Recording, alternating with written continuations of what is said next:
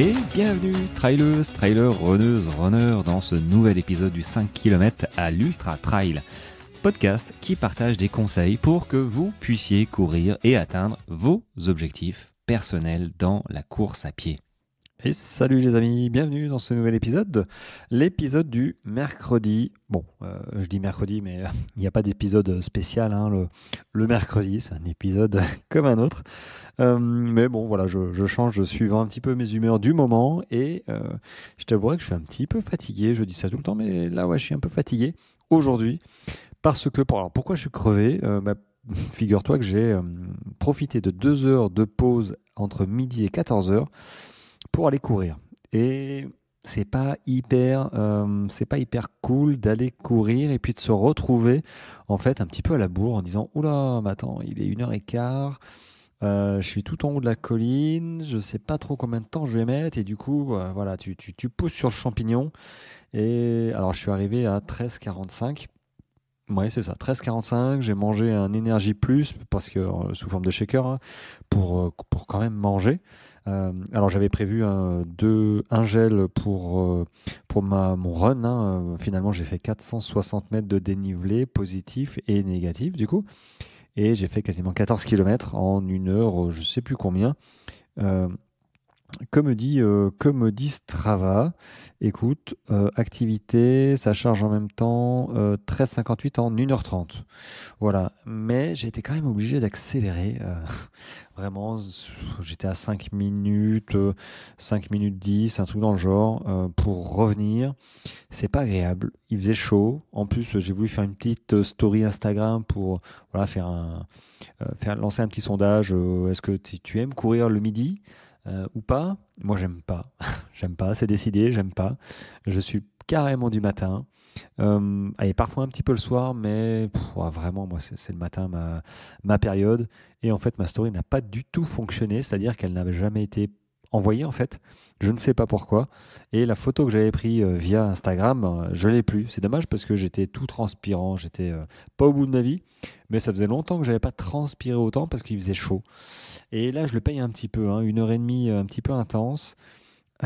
La journée est longue, la journée a été longue, mais très enrichissante quand même, notamment au niveau des gens qui m'ont contacté. Alors j'ai mes coachés qui m'ont posé des questions, des gens de mon groupe apprentissage running qui m'ont aussi posé des questions, et ça me fait un petit peu rebondir sur le thème d'aujourd'hui qui est en relation avec celui d'hier.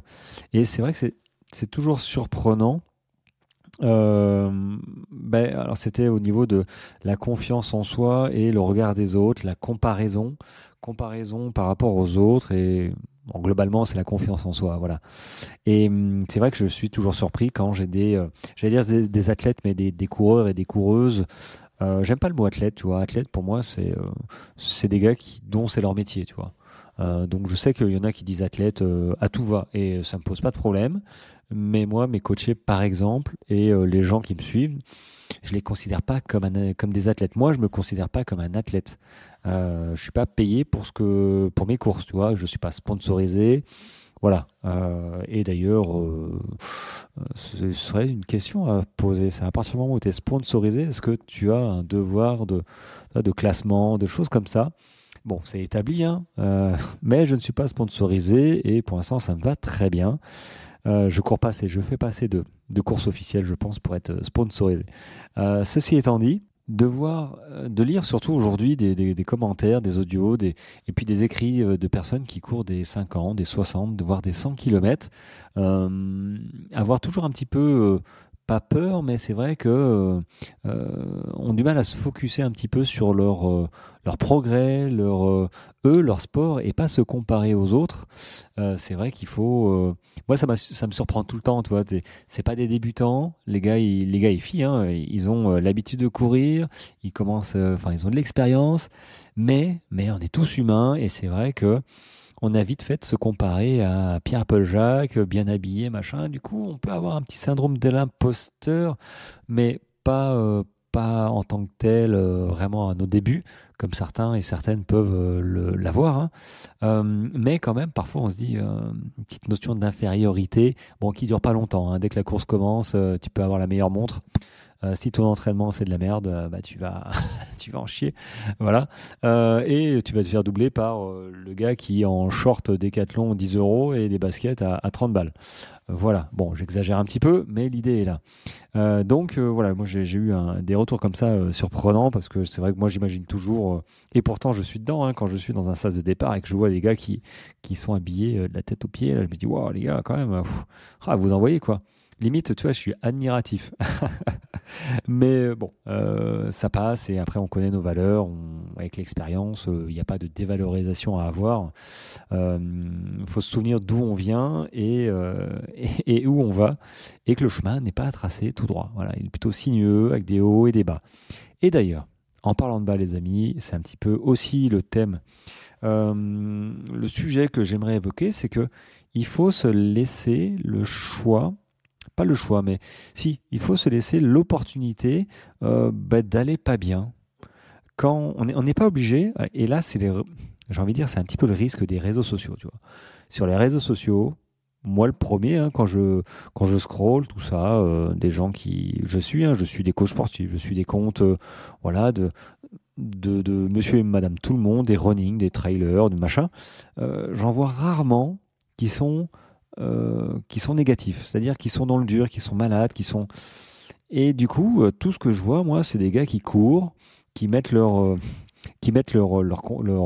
séance, qui mettent leurs conseils, et ils ont la forme, et tout va bien. Et du coup, toi, j'avais fait un post et un podcast là-dessus sur la notion d'échec, qui est ultra important, parce que c'est comme ça qu'on progresse aussi. Mais du coup, il n'y a pas cette notion d'aller moins bien. C'est normal d'aller moins bien. On ne peut pas tout le temps être au top de sa forme et il faut l'accepter. Si tu n'acceptes pas d'être malade, si tu n'acceptes pas du coup de ne pas pouvoir aller courir, tu vas t'enfermer dans une espèce de cercle vicieux, celui que j'ai parlé hier, mais ça c'est un autre cercle, c'est-à-dire que ok, il faut pas s'écouter, parfois faut aller au-delà de notre flemme, tu vois, d'aller courir, parfois on n'est pas toujours à fond, tu vois. Et il y a un petit peu de discipline à avoir, donc on va courir. Mais il y a aussi des moments où, oui, tu as le droit d'être malade, tu as le droit d'avoir vraiment d'être moins bien, plus d'énergie. Je dis pas toutes les semaines, tu vois, mais tu as le droit de pas aller bien et du coup de pas pouvoir courir tout simplement. Donc pas pouvoir courir, c'est ok. Enfin, je veux dire, c'est ok. Déjà, on n'a pas le choix. On n'a pas le choix d'être malade, de tomber malade. Sincèrement, tu tombes malade. En plus, en ce moment, ça tombe comme des mouches. Là, il y a le Covid qui traîne partout, et puis il y a d'autres choses. Donc, tu n'auras pas le choix. Peut-être que tu vas tomber malade, comme moi, je suis tombé malade. Mais écoute, on fait comme on peut, sans se prendre la tête. Vraiment, déchargez-vous de cette charge mentale, justement, de dire ah non, non, j'ai quatre séances, il faut absolument que je fasse ma sortie longue, par exemple, de dimanche, parce que sinon, je vais pas progresser. Alors. Et pourtant, tu as mal au crâne, tu as de la fièvre, tu tousses et tu penses encore à tes séances. Moi j'aimerais bien te poser une question, est-ce que finalement ta séance que tu vas faire coûte que coûte, est-ce qu'elle va être bénéfique pour toi?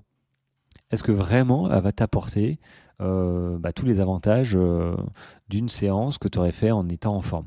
Est-ce que tu l'as réussi pareil que les autres semaines en étant malade pour le coup? Est-ce que ça t'a apporté quelque chose ou au final ça t'a fatigué, tu as fait une séance mi-figue mi-raisin, mais du coup tu vas récupérer beaucoup plus lentement et sincèrement dans l'optique d'un entraînement sur la continuité, parce que s'entraîner, si tu t'entraînes 5 fois une semaine et puis 0 fois la semaine suivante, c'est un petit peu du gâchis. Mais dans une notion de continuité, c'est bien ça.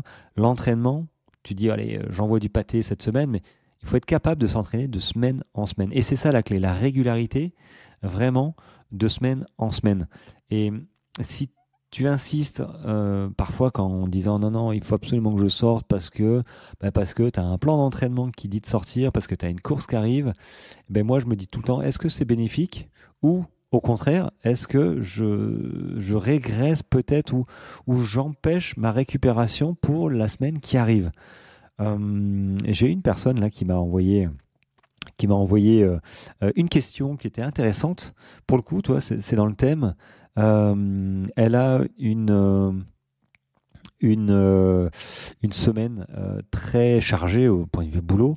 Et du coup, sa sortie longue de fin de, enfin, du week-end, quoi, la promenade, enfin, les coureurs du dimanche. Alors, les coureurs du dimanche, maintenant, c'est des gars qui font des sorties longues quand même. Donc, potentiellement, les coureurs du dimanche, c'est des gars qui font des ultras, quoi. Entre autres, hein, ou des 20, des 30, des semis. Donc, bon, le terme coureur du dimanche me fait sourire. Mais du coup, elle m'a posé la question dans mon groupe d'apprentissage running. Zut, j'ai plus de travail cette semaine. Comment je peux compenser, on va dire, ma non-sortie de sortie longue? Et voilà, elle m'a soumis l'idée de faire de l'intensité pour remplacer ou de sortir plus souvent dans la semaine. Bref, de compenser par quelque chose pour garder. Alors, son terme, c'était quoi? J'essaie d'y aller. Elle m'a parlé. Oui, c'est ça, une séance plus courte mais intense pour engendrer la même dose de fatigue musculaire. Euh, alors, je lui ai répondu, hein, je lui ai répondu que il faut pas se focaliser sur forcément ce que tu as l'habitude de faire si tu es malade. Et dis-toi bien qu'on commence à perdre un petit peu de son niveau au bout de 2 semaines de non-activité. Et on commence seulement. On passe pas de 100% à 50%, bim, du lundi au mardi. Non. On commence. Donc, tu vois, laisse-toi, tu peux souffler. Tu as le temps de souffler et c'est même bien de souffler. Parce que si tu es malade, ça veut dire que ton corps, il lutte pour aller mieux, les anticorps et compagnie. Donc, si tu rajoutes un petit peu de fatigue, surtout, comme je l'ai dit, si tu, dans une logique d'entraînement, si tu veux compenser une sortie longue qui est plutôt faite pour travailler l'endurance à faible intensité, tu la remplaces par une sortie, une séance de fractionné, tu vois, une séance de côte, une séance de fractionné.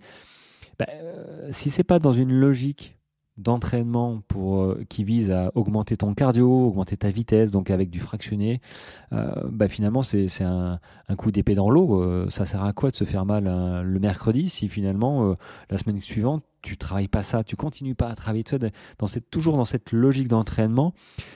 Compenser une sortie qui vise à augmenter ton endurance par une sortie qui travaille ton cardio une fois dans le mois, bon ça sert pas à grand chose. Ça va engendrer de la fatigue, un peu plus, alors que tu es déjà fatigué.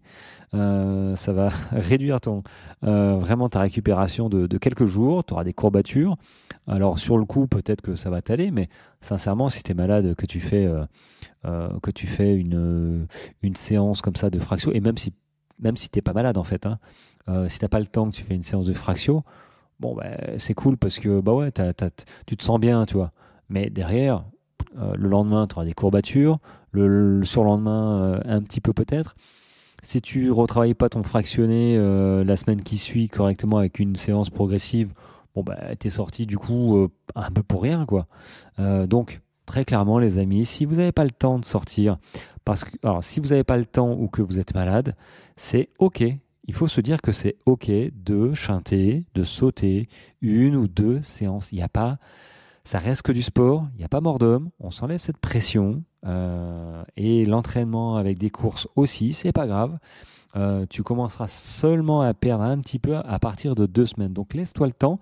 Ce serait vraiment, à mon sens, suivant comment tu te sens, contre-productif d'insister, d'aller courir, parce que ça repoussera d'autant plus ta récupération. Et si la semaine suivante, tu te sens bien, mais finalement, tu es fatigué parce que tu as un peu trop insisté à cette semaine où tu étais malade, où tu n'avais pas le temps, du coup, la semaine où tu te sens mieux, t'es pas top. T'as pas bien récupéré parce que tu as fait un petit peu, pas l'andouille, mais tu as voulu insister, pas écouter ton corps et pas te laisser un petit peu de repos parce que je rappelle, si c'est pas bien clair, si c'est pas bien clair, hein, que le repos fait partie de l'entraînement. J'y reviendrai un petit peu, ça fait un petit moment que j'en ai pas parlé, mais le repos fait partie intégrante de l'entraînement.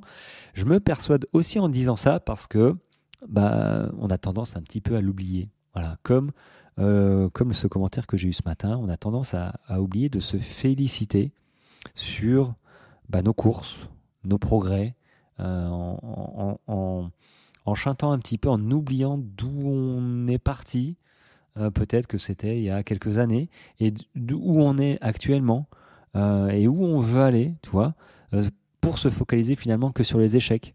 Et tu vois, ma suspic où j'ai abandonné, bah oui, j'aurais pu me dire, j'ai abandonné. Ça, c'est le premier abandon, j'aurais pu rester sur cet échec. Mais en même temps, quand je vois d'où je viens, et finalement, comment s'est passée la course, qu'est-ce que ça m'a procuré, je me dis que finalement, 316 km, même sans médaille, bah, c'est une perf. C'est extraordinaire et il faut en prendre conscience, vraiment. Mais pour ça, il faut se poser, se dire, OK, il y a encore un an, je courais pas. Il y a encore un an, j'étais sur les 20 km et maintenant, j'arrive à courir 40 km. Et j'envisage un 60 ou un 100, peut-être dans un an ou deux. Ça, c'est des progrès. Ça, c'est, OK, on se focalise sur soi, on analyse un petit peu, on se félicite et on part de l'avant. Voilà, c'est ça. Et pas, pour rebondir un petit peu sur le sujet d'hier, se comparer à Pierre-Paul Jacques parce que, comme je le disais, hein, il y a toujours mieux que soi. Et ça, c'est vraiment une pensée vraiment négative. Donc, on va rester positif. Si tu es malade, si tu n'as pas le temps, tu lèves le pied, c'est tout. Tranquille, tu te décharges, tu reprendras l'entraînement quand tu te sentiras mieux, quand ton corps se sentira mieux. Et n'oublie pas de te féliciter de tes séances réussies, de toutes ces sorties que tu fais toutes les semaines, des courses que tu as réussies, que tu as peut-être abandonnées, mais que tu as retenté. Le parcours est fait de haut et de bas, et il faut accepter que oui, on ne peut pas être au top tout le temps. Comme on n'est pas toujours au fond du trou. Ça, c'est comme un ultra. Un coup, on va bien, un coup, on va pas bien.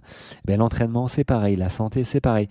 La vie, c'est ça. Malheureusement, on peut pas être au top tout le temps. Je connais personne qui a une pêche d'en faire pendant 50 ans. Toi, c'est pas possible. C'est pas possible. Voilà.